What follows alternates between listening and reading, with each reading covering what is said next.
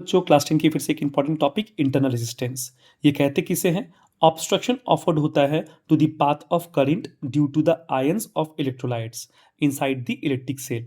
बच्चा, जब हमको मालूम है कि इलेक्ट्रॉन्स बैटरी के नेगेटिव पोल से पॉजिटिव पोल तक जाती है, फिर वो पॉजिटिव से जब नेगेटिव जाती है, इस समय इलेक्ट्रॉन्स को काफ़ी सारे ऑब्स्ट्रक्शन का सामना करना पड़ता है, क्योंकि यहाँ पर बहुत सारे कंडीशंस होते हैं, मतलब बहुत सारे आयंस होते हैं जो इलेक्ट्रॉन्स को यहाँ जाने नहीं देते हैं। अब सिर्फ आयंस ही नहीं होते, बहुत सारे रीजंस होते हैं जिसके कारण इलेक्ट्रॉन्स यहाँ से यहाँ नहीं जा पाता। इसे हम कहते हैं factor on which internal resistance depend.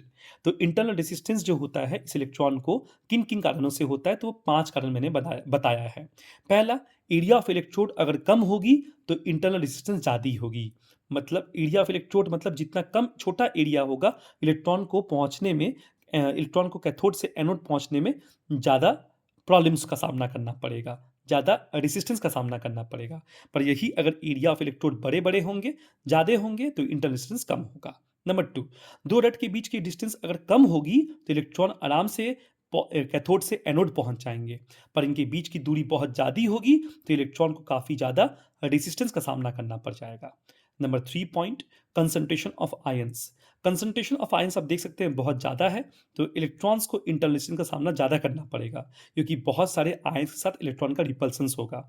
पर जहाँ पे आयन की संख्या कम है वहाँ पे इलेक्ट्रॉन आराम से मूव कर सकता है। तो कंसंट्रेशन ऑफ आयन घटेगी तो इंटरनल रेजिस्टेंस भी घटेगी। बात करते हैं fourth number, temperature of electrolytes. Temperature जितना ज़्यादा बढ़ेगा इंटरनल रेजिस्टेंस उतना ही घटेगा। तो टेम्परेचर के बढ़ने से क्या होता है, इलेक्ट्रोलाइट्स ज़्यादा से ज़्यादा टूट जाते हैं, डिसोसिएट हो जाते हैं और इलेक्ट्रॉन को मूव करने में आसानी होती है।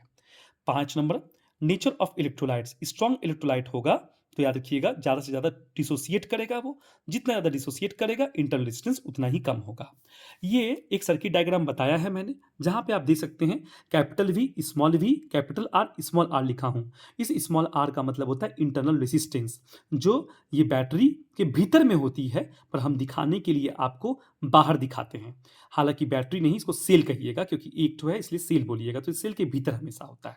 इसकी यूनिट ओम होती है। इसी सेल को हम लोग Leclanche cell, voltaic cell, dry cell या जिंक कार्बन सेल के नाम से जानते हैं। होप सो आपको ये समझ में आया होगा।